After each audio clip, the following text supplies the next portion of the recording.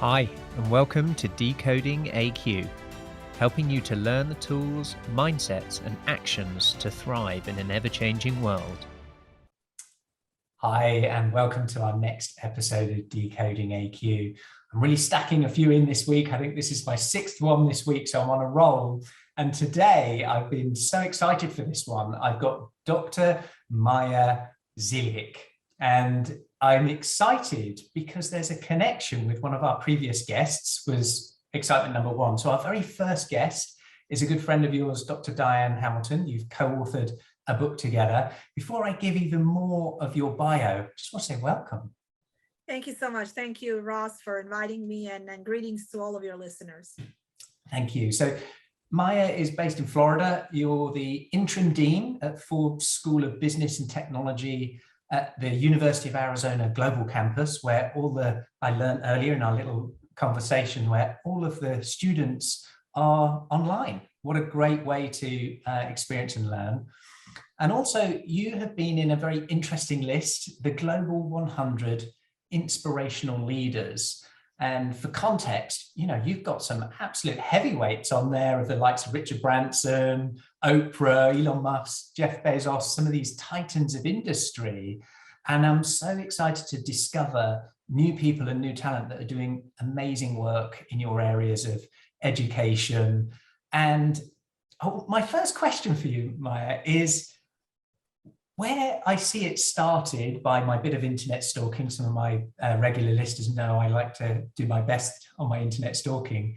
You studied literature and language in Innsbruck, then went into arts. How did that translate then into education? Tell me a bit of that journey and what happened for you. I was a refugee. I lived in a refugee camp in Austria, and I was the only refugee from that camp in Austria that actually was able to attend the university. So I've done 3 years of studies, literature and languages at University of Innsbruck, which is a well-established university, and it was actually founded in medieval times, and it's very well reputable in Europe, so Europeans know about that university. So I was into literature and languages. I was into history. In my prior life, I think I was a historian, and we as a nature of being a refugee, we ended up either having to go back home to a war-torn Bosnia, or to attempt to immigrate elsewhere. So what I've decided as part of my journey, I've applied to immigrate to the United States. I came here. I did not graduate at the University of Innsbruck. I had 3 years of studies. I learned a lot. I came here and I continued my studies here. But at that point of time, I've realized that now being a new immigrant and also a refugee here in the United States, I probably should pick a career that pays a little bit more than a literature professor. So I went into the world of business, and I actually was part of the finance industry, working for the Merrill Lynch Credit Corporation for quite some time. So that's kind of a glimpse into my journey. It's amazing, isn't it, what choices we make with the events around us, and where's the balance between what shapes what? Is it our environment? Is it us? Is it this melting pot of a bit of all of those things, where some of it's happenstance and serendipitous, some of it's very deliberate, but how we view these things, I guess, is often the difference between whether we're smiling or whether we're tearing hair out in life. And so when you came to as an immigrant, as a refugee, what was happening for you at that moment when you were then going, where do I go? Where do I study? What do I do? What was going on in your life, if you can think back to that time, Maja? I wish I can tell you that I was thinking about my studies first. No, I was thinking about surviving first. So I started working at the warehouse. I was a manual worker at the warehouse, and I was working extra hours. So I was working overtime as well. And then I would get home and I would change, because working at a warehouse all day long, you were not looking really presentable. I would change and I would go to a high school that was very close to my apartment, because they were offering free English lessons. And I realized early on that I have to really master my English at a better level than it was when I immigrated to the United States. So my life was the warehouse during the day and English lessons at night.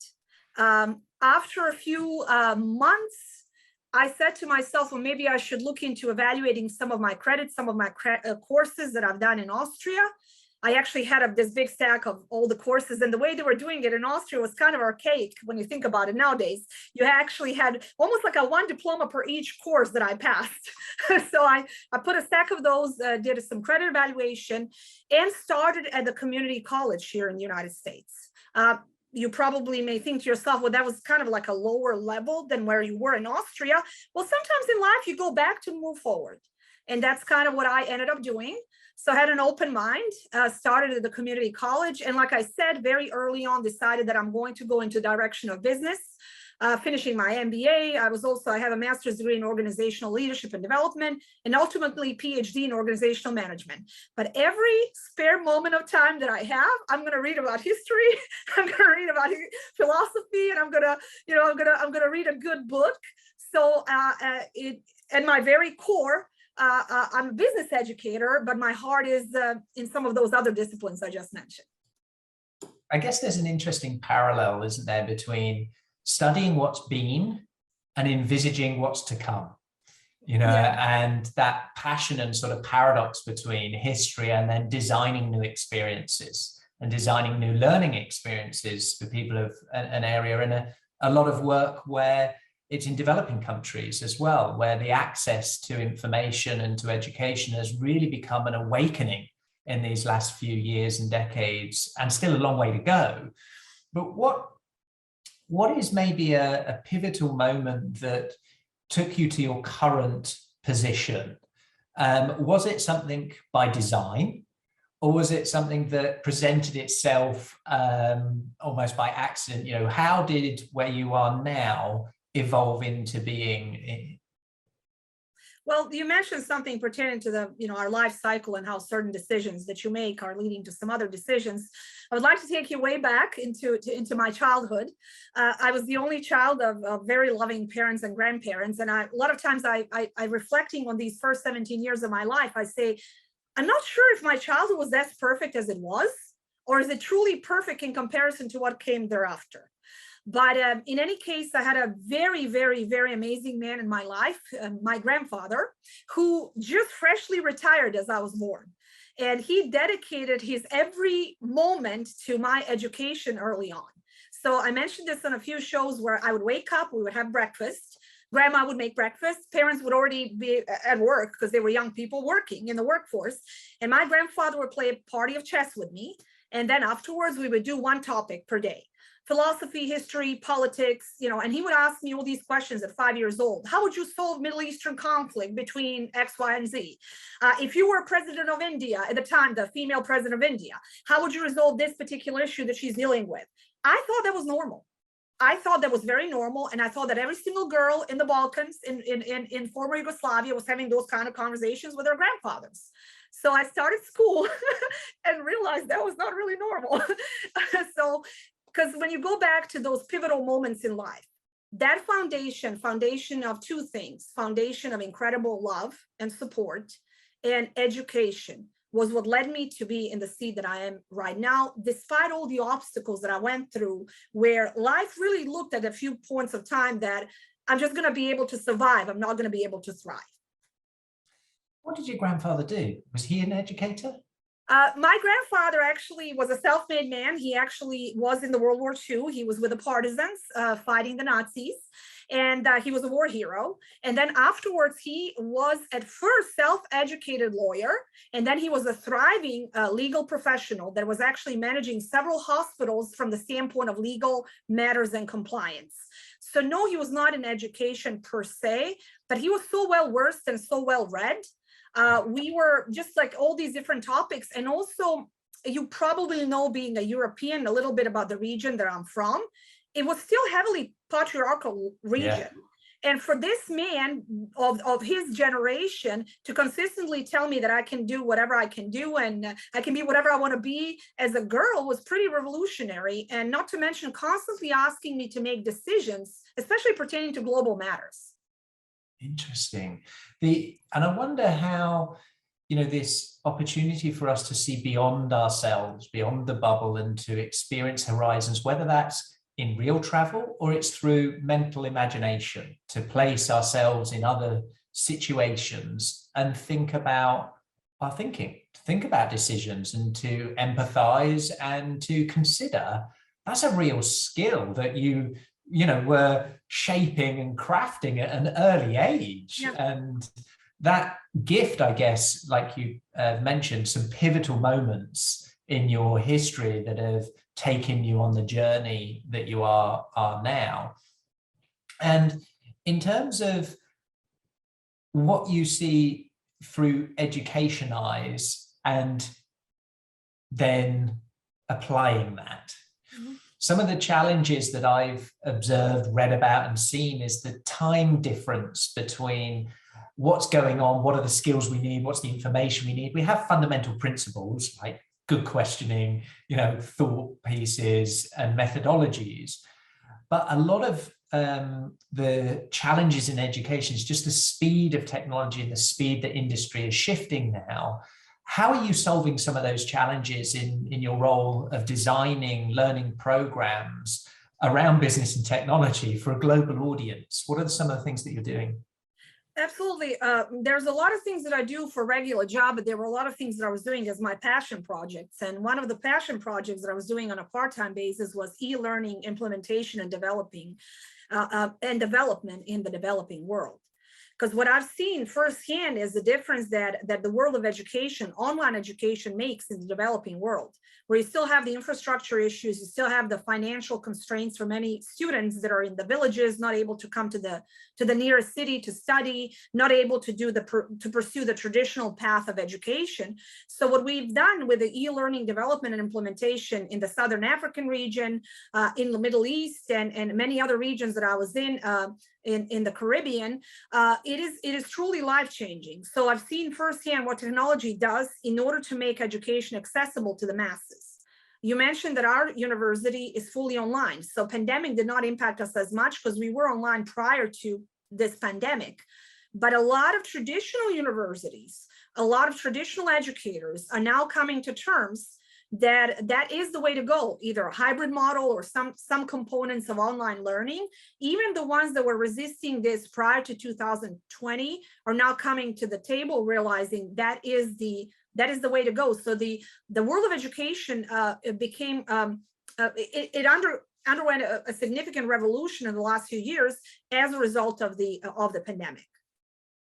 And I guess these events accelerate what was in some people's minds inevitable anyway. It just condensed the timeline of that sometimes these things that are possible are just not evenly distributed, and where there's a specific need in developing countries, they can leapfrog some of the traditional approach or infrastructure that might be, we have to have a centralized location, we have to have all of these things, to know we can decentralize and share that. And a lot of work now that I'm seeing from, outliers.org, the masterclass new vision of what they're doing, or a lot of the knowledge philanthropy work that's going on, that education used to be a period in our lives, then we go off and we earn.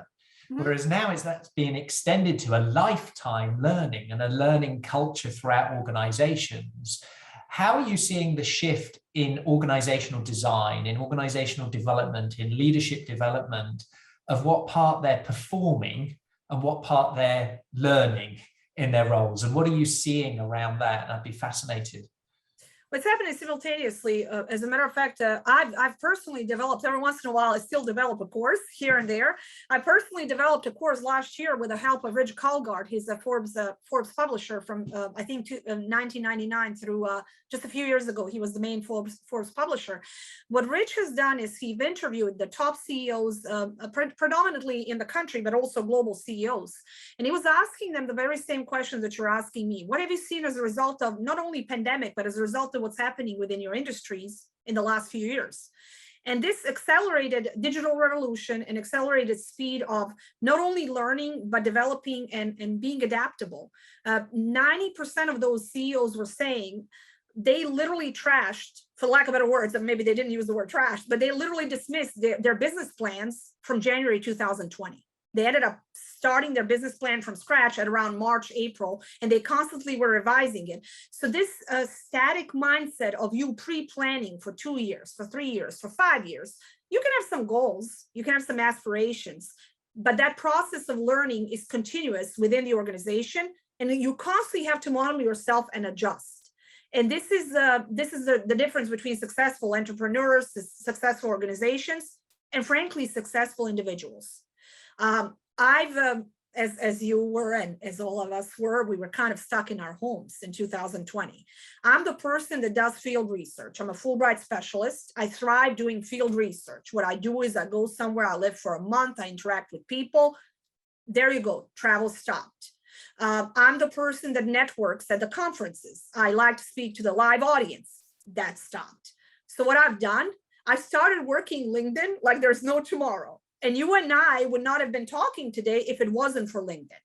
So I reinvented myself, as I'm sure you have, because you mentioned starting the podcast in 2020. We started doing what we can within our areas of expertise, utilizing technology that is available, because our desire for human contact, our desire to learn and grow was unchanged, but the circumstances changed. It's a really interesting point. This balance between are we changing, are the circumstances changing, is the landscape that we operate in requiring an adaptation to shift from collapse or the brink of to survival to growth to thriving. And that continual loop and cycle of disruption, of creation is part of life. And where I want to take us to now and is around perception. And I know this has been an area where you've done some deep research and got some interesting findings. And I'd love you to share some of your thoughts around perception and some of the research in how it might relate to change and people's adaptation and going through those transitions of life. What part does perception play in that? Sure. Dr. Diane Hamilton, you mentioned her, and we've done research on perception for several years. That research resulted not only in a book, but also a perception index that we actually are working on with different corporations on. And what ends up happening is we study different variables that are impacting perception. Because we were trying to figure out why one person's perception in a business setting, we were focusing on business setting, is vastly different from another person's perception, even if they're on the receiving end of the same message. So we were looking at factors such as the curiosity index, culture index, gender, there are gender differences and perception differences that are a result of different genders perceiving the same message. We were looking at the cultural experiences, also the life experiences in general, because Diane and I, we had a vastly different path in our lives. And a lot of times when we were on the receiving end of the same message, we were hearing different things as a result of those life experiences. So all that resulted in this comprehensive index that we're working on with the corporations in order to increase their effectiveness. Because if you're in tune with the perception of your employees, and if you're in tune with your own perception, you are able to communicate better and you're able to motivate them better and make them more productive. You and I are talking right now, and we're forming certain perceptions of each other. Now we only have a glimpse into each other's personalities. You've done some research on me. I'm ashamed to say I haven't had a chance to do a research on you. I'll probably do it after the show. But ultimately, we form certain perceptions based on that research, number one. We are forming perceptions based on, you mentioned, your connections with me was who I was connected with. We also formed our perceptions based on the way we communicate, based on the way we look, based on our mannerisms. And our perceptions are, sometimes mental shortcuts because we're trying to be safe, for the lack of better words. We're trying to make better decisions and we're trying to operate better. And what we've done is we were trying to connect the concept of perception to the effectiveness of leaders in the global setting. I want to follow up thought then on that, because the way I understand our programming and our perception is looking for familiarity as being that safe, like that, different, fear, keep away. So in this world where lots of things are a different shape, different language, different color, that we don't recognize. And if our perception is, I don't recognize this, how do we compute that challenge of that adaptation when often we might be fearful of it when it's something that is we perceive to be a threat, whether it actually might not be. It just might not be familiar. It's more novel, or it's more alien to our current worldview.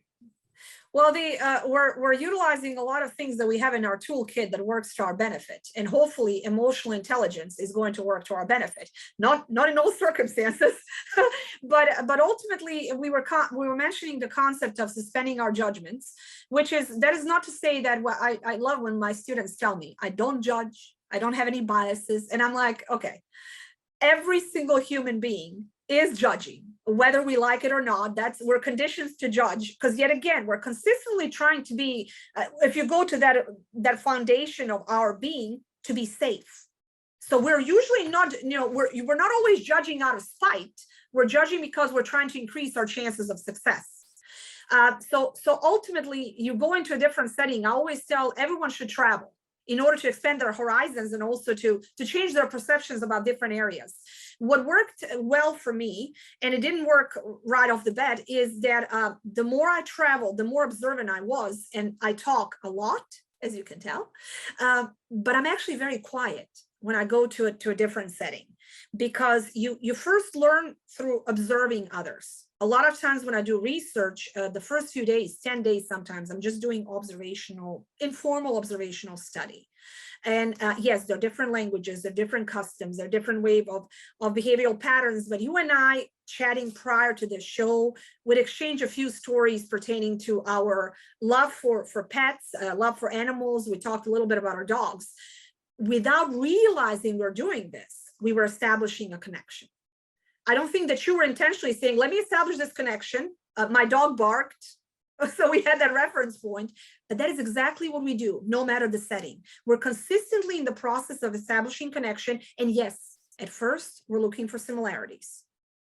And then you're expanding your horizon by embracing differences as well, and taking a look at different variables and perceiving them, still using your own mechanisms from your own toolkit, but you're expanding even more. So this link then of perception, and wanting perception to be our tool, our little antennas out in front of us to realize what do we bring in home to ourselves, what do we surround ourselves around, to feel connected, to feel belonging, to feel safe. And actually it reminds me of some of the work, there's a chap called Joe Polish, and he has something called the Genius Network. And a lot of his focus, so he's a marketing guy, but what he's really passionate about is addiction and helping people deal with addictions. And so he's helped many people in recovery from all types of addictions. And some of them are hugely in the limelight, famous people that often end up being addicted to things that are destructive rather than constructive. What he observed was often an absence of connection. So in terms of what are maybe some of the advantages of perception, and what are maybe some of the disadvantages of perception, of maybe when it doesn't serve us well, that we could look out for as leaders to be as successful as we can be? So when is it the best thing? When is it not a good thing? Does it have a shadow side? And help me navigate my own perception by triggering those things. Well, perception is a process. We were talking about the concept of epic process, which is evaluate, predict, interpret, and correlate. The first step of that process is the one that we are trying to have some control over. It is self-awareness. Evaluate, because how many times you go back home after a meeting or after something and you're like, I can't believe I said that. We have to, and hopefully you have that moment, because if you don't have that moment, then we have a problem. We are constantly reflecting on our actions, and we're trying to improve, one would hope. As we're improving our other skills in life, for example, you may have a few shows, and then you say to yourself, you know what I've learned from the prior show with interacting with this particular guest, maybe I can do more of that or less of that with another guest. This didn't work for me. So we have to evaluate our own mechanisms of perception, and also be mindful of our shortcomings. Here is my shortcoming. I'm going to now volunteer a few things pertaining to myself. I am not much of an optimist. And I am trying to control that every single day. But Diane and I, we have lengthy conversations. We have daily conversations. We're great friends. And sometimes something happens to me and I call Diane and I'm like, this happened. And then this will lead to X, Y, Z. And she's like, Maja, stop doing that. so there's this shortcoming that I have, that I'm having some good friends to keep me grounded, keep me balanced. This is me evaluating the way I process things, being mindful of the things that I can improve upon. So what I do a lot, I step aside, I reflect on some things prior to responding as a scenario. Then we are predicting. As I'm talking, I'm looking at you. We're in Zoom, but if we were talking face-to-face in a restaurant, I'm trying to understand what you perceive pertaining to what I'm saying. Is my message coming across? Global leadership 101. Am I offending you? Are you getting upset? Or do you appear to be receiving my message, my intended message well? And then we both interpret, and then we correlate. So ultimately, there's no such a thing as, perception can lead you astray. Perception can get you in trouble in a business setting. Perception, the point of our research is use perception to your advantage and be mindful of the things that you can improve upon. Now, based on my example, can you reflect on your own perception mechanisms? Do you see some opportunities as far as what you're doing when you interact with people? It reminds me, what are we looking for and how are we spotting? Are we coming in primed to look for opportunity? Are we coming in to the conversation to look to correct, because you've got a perception that, their beliefs aren't aligned with yours, so you need to preach something to bring them on board to your beliefs or your values. And so we're always looking for opportunities, I think, to be understood, to be heard, to be valued, and to contribute, to help someone else. And I think going in with assuming noble intent is kind of how I try to show up in each conversation. And I wanted to pull up something really quickly that sprung into mind when you were talking of this awareness and self-awareness, and your comment of I'm not such an optimist. And it links me to some of the research we've done around how mindset is a skill, and that what data are we putting in as our inputs that help us form those different correlations. So if all our inputs, it's I don't know if you've ever read Blink by Malcolm Gladwell, and it's talking about thin slicing. So small amounts of information and then you make a decision. So he gave a scenario of police driving by, observing an individual, and all of the little bits of information, where it was, the location, the actions of that person, they shouted out, and they ended up doing something that they later regretted because their perception was the person wasn't responding, they weren't listening, they were covered in their face, they were reaching inside. The reality was they were listening to an audio track they couldn't hear, they were going in to turn it off, but it was the place, unfortunately, the color of their skin, all of these things. They built up a perception and narrative to predict a future event. Now, sometimes that can serve us well, other times it can serve us badly. And the other part of the research that I found recently quite fascinating, it was a piece of research by Jason Moser in Michigan State University, and they wired up people's brains to look at their electrical activity around, do they notice errors? Do they notice mistakes? Is there neural activity of two groups, one which was said to have fixed mindset, one which was said to have growth mindset? And the neural activity in fixed mindset was almost non-observant. So they weren't able to be aware of the errors or the mistakes to put any kind of correcting or performance or accuracy shifts. So for me, I found that fascinating, of this link of perception of the concept of it, but then also our wiring, our hardwiring of various things, and how might we be able to shift that? So you talked about, my optimism. I reach out to maybe other people to help me see another perspective, or to breathe. So I'm not reacting, I'm responding.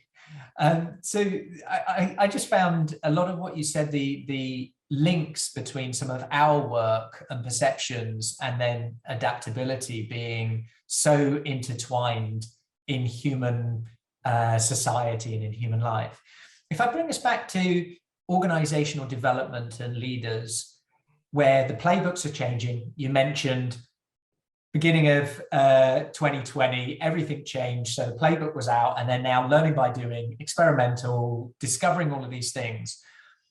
How do you think they can structure themselves well to not just survive, but thrive? What are the things they can implement in their processes, in their methods, in their investment in different things? What would you advise they should be looking at doing?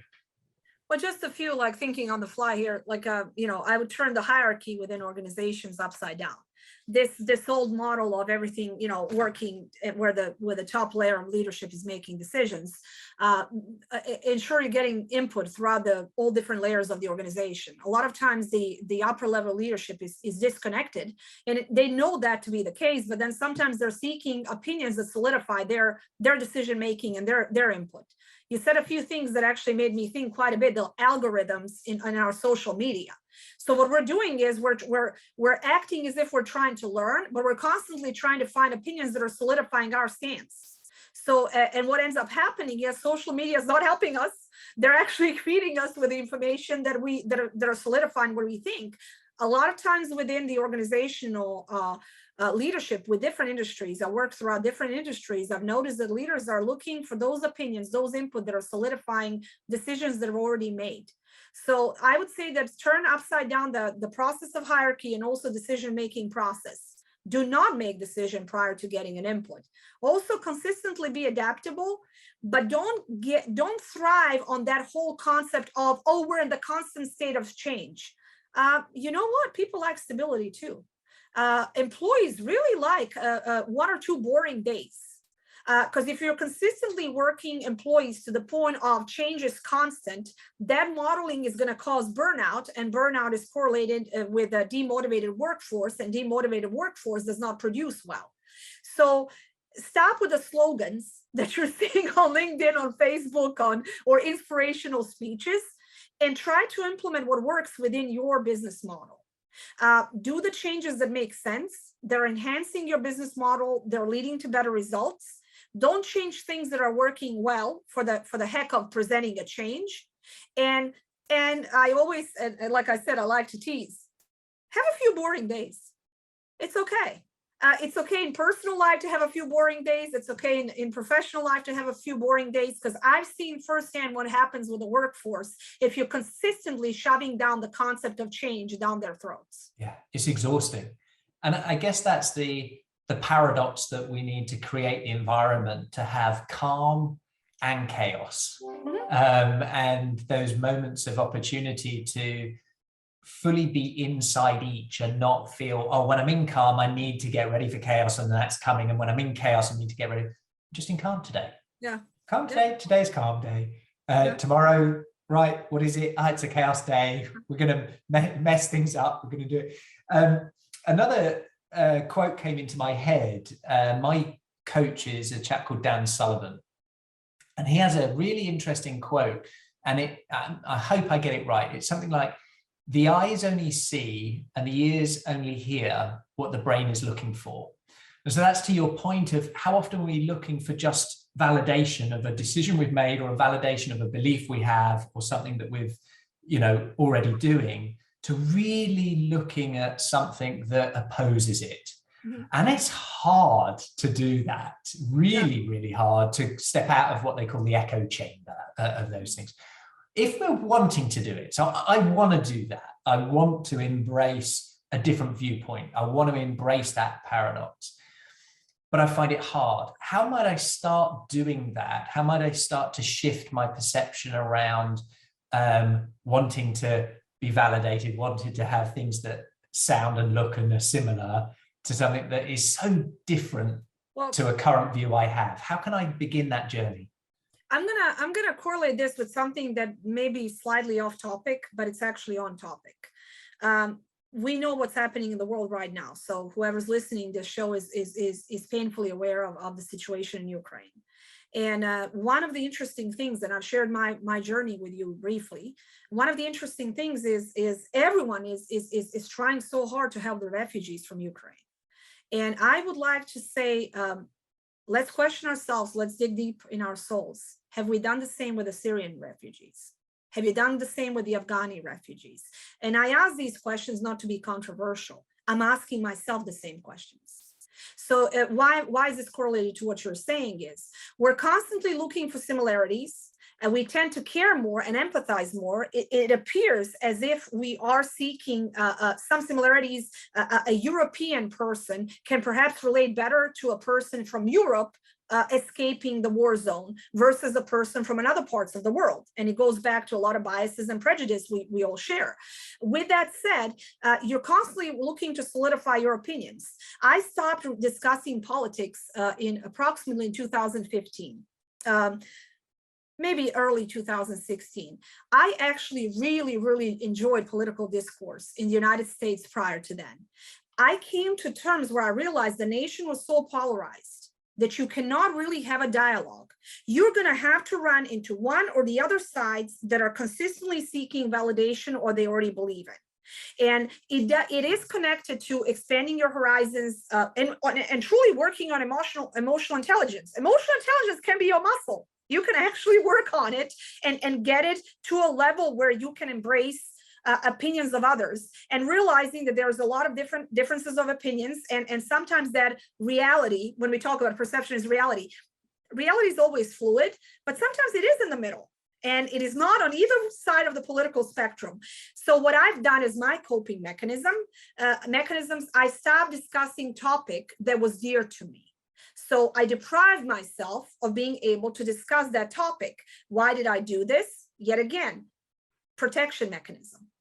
But I've noticed one of the things that you were mentioning a couple of times is we are proactively seeking to be, you didn't say it in those words, I'm paraphrasing. I want to be right. Don't you want to be right? So what we're doing is we are fishing for those individuals that will tell us that, there you go, you're right. I am really open to a possibility that I'm wrong. I'm open to a possibility that I'm wrong in many different settings, in many different situations. And coming with a humble approach of teach me on that subject that I'm not aware of is the best way to approach it. Yeah, that's a sense of humility and vulnerability. To learn is a state of not knowing rather than to be an expert of knowing. So it is a state of vulnerability to be aware, to seek that out.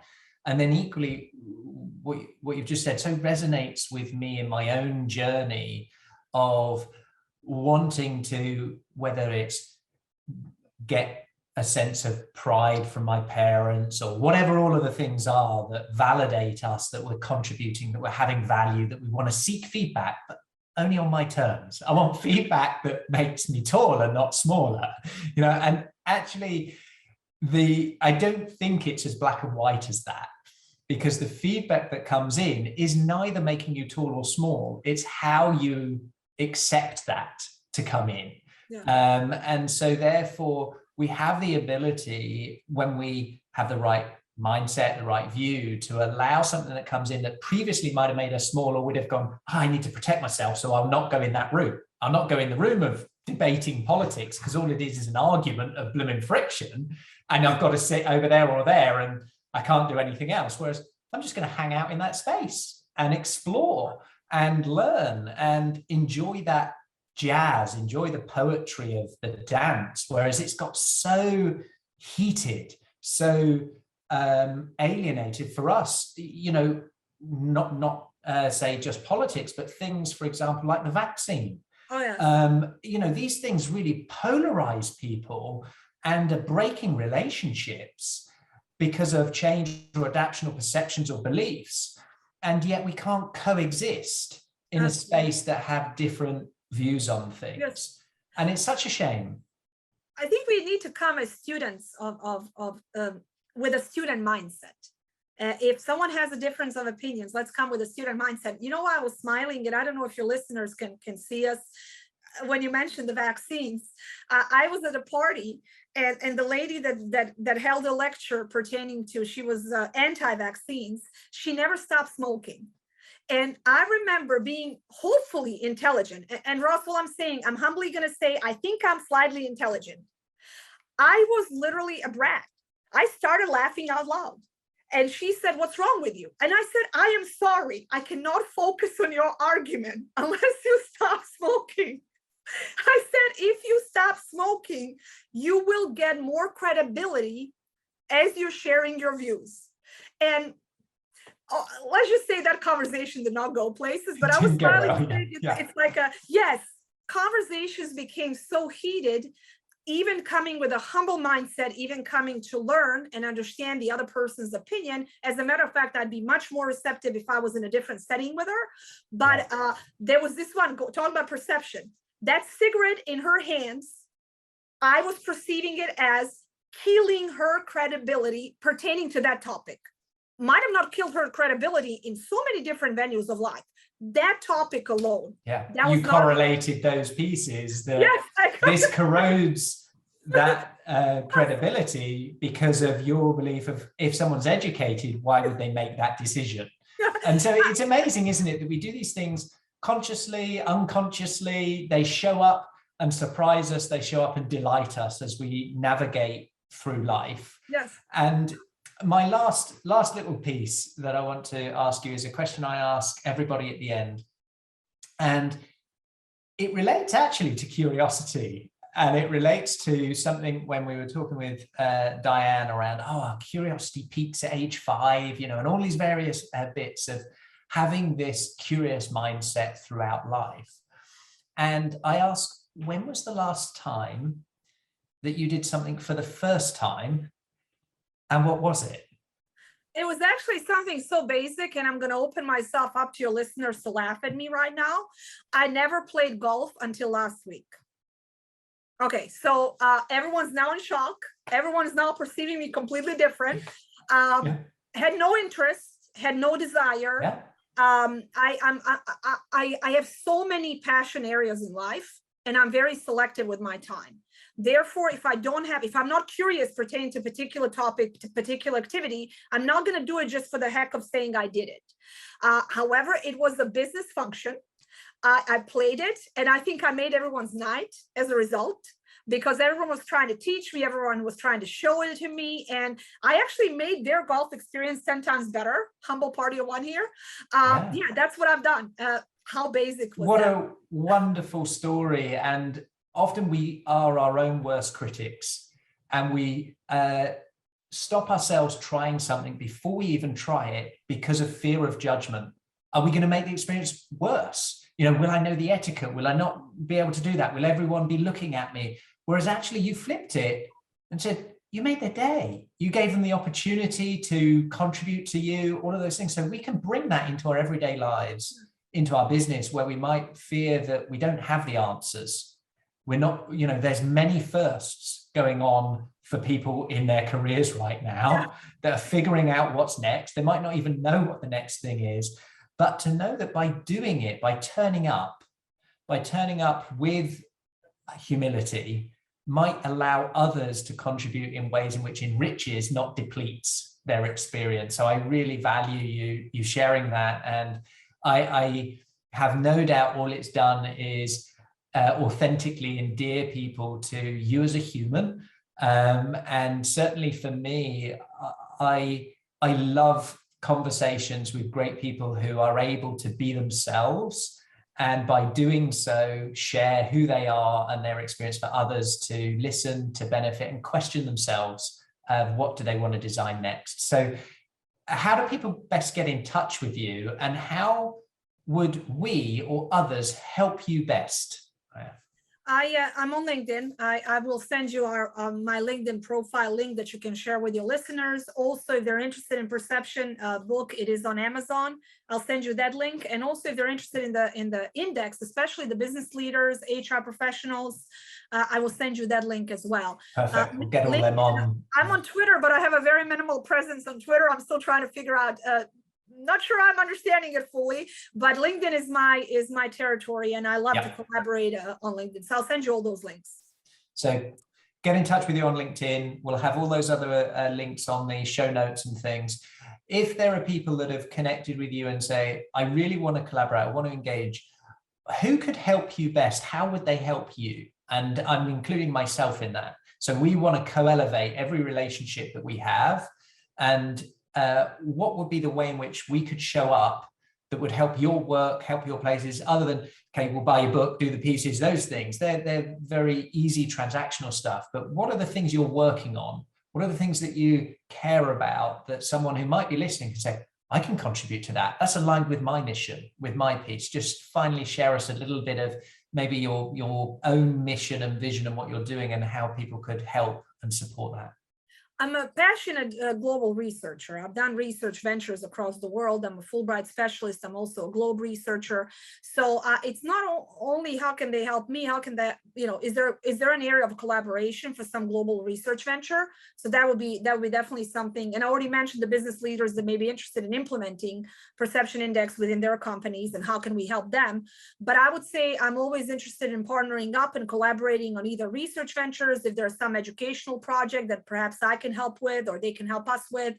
Those will be the areas, and general networking, because sometimes I'm approached by someone who's completely within the different industry, and then there was always an area of opportunities and collaboration. So I never shut doors to an opportunity to engage, and if nothing else, to learn something new about a field that I was not as familiar with. What a great offer and a great way as someone who is open for collaboration to explore new or known ways. So whether that's deep in the research area or ways that you have no idea how they could show up, but you're open to it. So I want to deeply thank you. Really grateful for our time together. And I look forward to a number of collaborations together in the future. Yeah. Thank you so much. Thank you for having me. Do you have the level of adaptability to survive and thrive the rapid changes ahead? Has your resilience got more comeback than a yo-yo? Do you have the ability to unlearn in order to reskill, upskill and break through?